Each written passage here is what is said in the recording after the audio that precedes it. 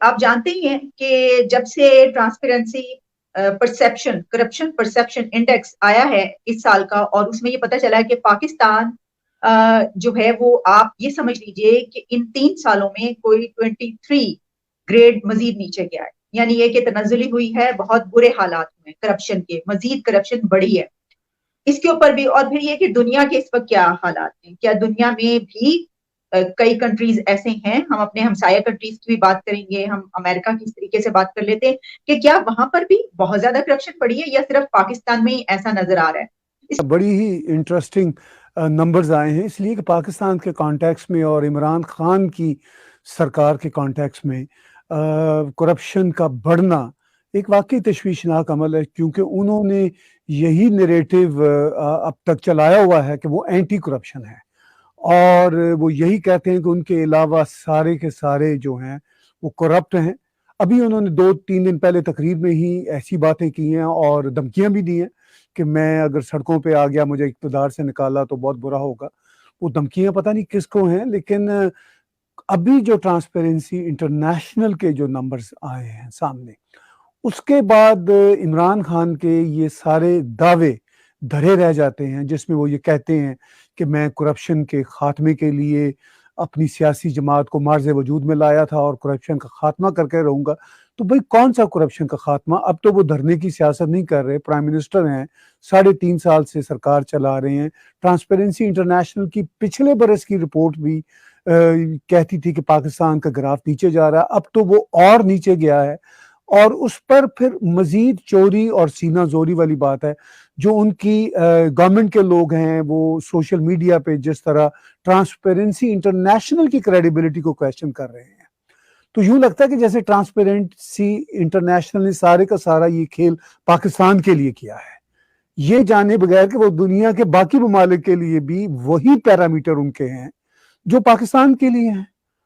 تو اس ساری صورتحال میں میرا خیال ہے کہ ان کے جو رفقا کار ہیں، جو ٹویٹر پہ جا کے یہ بیوقوفانہ بیانات دے رہے ہیں، ان کو خوف خدا کرنا چاہیے کہ بھئی اس طرح ڈٹھائی کے ساتھ جھوٹ بولتے رہنے سے، جھوٹ کو آگے چلاتے رہنے سے دنیا کو کنونس نہیں کر سکتے. اب تو یہ پاکستان کو بھی کنونس نہیں کر سکتے، اب تو عمران خان اور ان کے ساتھی اپنی جماعت کے لوگوں کو بھی کنونس نہیں کر سکتے.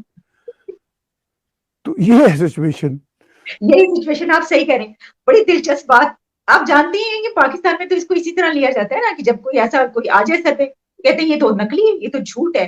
اچھا کہا کیا جا رہا ہے کہ یہ اپوزیشن نے جو ہے، آپ جانتے ہیں مطلب بات کس طرح کی جا رہی ہے. دیکھیے آپ جانتے ہی نا کہ ٹرانسپیرنسی کو تو آپ جانتے ہیں کہاں سے آتا ہے، یہ کون بنواتا ہے. مطلب اچھا اگر ایسا ہی کوئی سروے اپوزیشن میں ہوتے ہوئے آئے تو اس کو لبیک کہا جاتا ہے کہ بھائی یہ دیکھیں کیا کر ڈالا. سر یہاں جو سوال ہے نا سب سے بڑا یہ اٹھ رہا ہے. ویسے تو ہم جانتے ہیں جتنا کرپشن ہے اس سے تو کوئی انکار ہی نہیں ہے، سبھی جانتے ہیں، لیکن سب سے بڑی وجہ یہ کہی جا رہی ہے اس کے اوپر بات کرنے کی کہ اس جو گورنمنٹ ہے اس کا تو نیریٹو یہ تھا. یہ تو بیانیہ آپ کا بالکل ٹوٹ پھوٹ گیا، دھڑام سے نیچے آ گیا کہ آپ کے اپنے دور میں یعنی 140 پہ آ گیا، اور آپ جو زرداری صاحب کا دور اٹھا کے دیکھیں تو اس میں 139 پہ ہے، اور ان کو آپ کیا کیا کچھ کہتے ہیں. مطلب پچھلے ادوار میں رکشے والوں کے اور پتہ نہیں کس کس کے کہتے رہے اکاؤنٹ سے پیسے نکلے اربوں روپیہ. تو اس کے باوجود جو کرپشن ہے وہ اس دور میں نکلی ہے ٹرانسپیرنسی کے مطابق. جی بالکل ٹھیک کہا آپ نے. اور پھر وہی بات کہ جو یہ ان کا کہنا کہ نہیں جی یہ کوئی سازش ہے جو ہمارے خلاف یہ آئی ہے. میں نے ابھی پیچھے کہا کہ یہ ٹرانسپیرنسی انٹرنیشنل کی رپورٹس صرف پاکستان کے لیے تو نہیں ہے، دنیا بھر کے ممالک کے لیے ہیں. ایک ہی پیرامیٹر ہے، ایک ہی ان کے سٹینڈرڈز ہیں جس سے وہ دیکھتے ہیں. اب یہ کہ ان کا یہ کہنا جی کہ ہم اینٹی کرپشن ہیں اور ہم نے کرپشن کے خلاف کام کیا. آپ عالیہ خود پاکستان میں رہتی ہیں اور کسی بھی پاکستانی سے پوچھ لیجئے جو گراؤنڈ پہ کرپشن کی صورتحال ہے کیا وہ بدلی ہے؟ کیا لوگوں کے کام جو ہم گراؤنڈ پہ دیکھتے ہیں، کیا لوگوں کے کام جو عام بیچاری عوام ہے ٹیکسیشن کے ڈپارٹمنٹ میں یا کوئی وہ کہیں مقدموں میں پھنس جائیں یا پولیس کے ہتھے چڑھ جائیں، یا وہ بڑے لیول پہ اگر ہم نیب کے لیول پہ دیکھیں کون سا ایسا کام ہے جس میں کرپشن نہیں انوالو ہے؟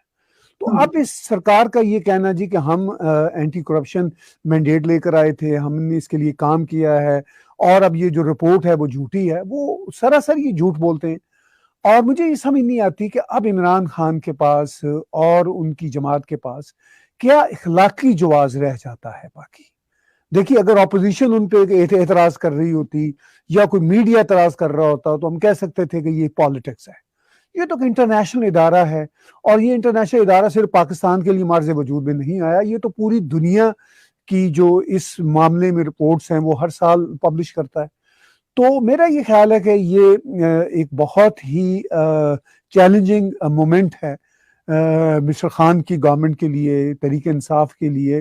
اور میرا خیال ہے تحریک انصاف کے جو انصافی دوست ہیں ان کے لیے بھی اب یہ لمحہ فکریہ ہے کہ آفٹر آل وہ کس نریٹو کو سپورٹ کرتے رہے ہیں، چونکہ پریکٹیکلی جو صورتحال ہے وہ تو بالکل برعکس ہے جو اب تک یہ کہتے چلے آئے ہیں.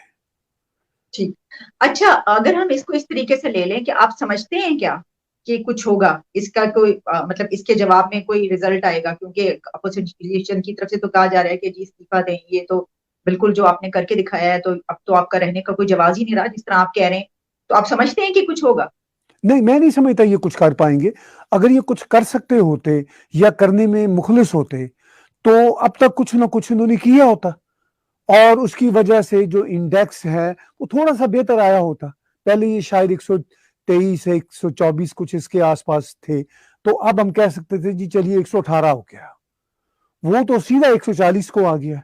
تو اس کا مطلب یہ ہے کہ یہ سنسیئر نہیں تھے اور نہ ہیں، مخلص نہیں تھے نہ ہیں ملک میں صورتحال کو ٹھیک کرنے میں. یہ ساری کی ساری اینٹی کرپشن کی جو ان کی پالیٹکس ہے، جو دھرنے انہوں نے دیے، اور دھرنوں کے بعد سرکار میں آنے کے بعد بھی یہ دھرنوں کی صورت میں سرکار چلا رہے ہیں، وہ سارے کا سارا ڈرامہ ہے، لوگوں کو بیوقوف بنانے کی بات ہے. مجھے کوئی امکان نظر نہیں آتا اس میں بہتری ہوگی، کیونکہ بہتری کا امکان تب مجھے نظر آتا کہ عمران خان کا ایک کوئی اسٹیٹمنٹ سامنے آیا ہوتا جس میں وہ اعتراف کرتے، دکھ کا اظہار کرتے، بے شک استعفے کی بات نہ کرتے. میں سمجھتا ہوں کہ پاکستان میں استعفے اس طرح کی صورتحال پہ دینے کا رواج نہیں ہے، لیکن چلیے کچھ تو، اگر یہ جتنے مختلف ہونے کے دعوے کرتے تھے کہ جی میں بہت مختلف ہوں، ان کو ایک آلٹرنیٹ لیڈر کے طور پر دیکھا جاتا تھا، ان کو جو لایا گیا ہے اقتدار میں وہ بھی ایک آلٹرنیٹ لیڈر کے طور پر ہی لایا گیا نا،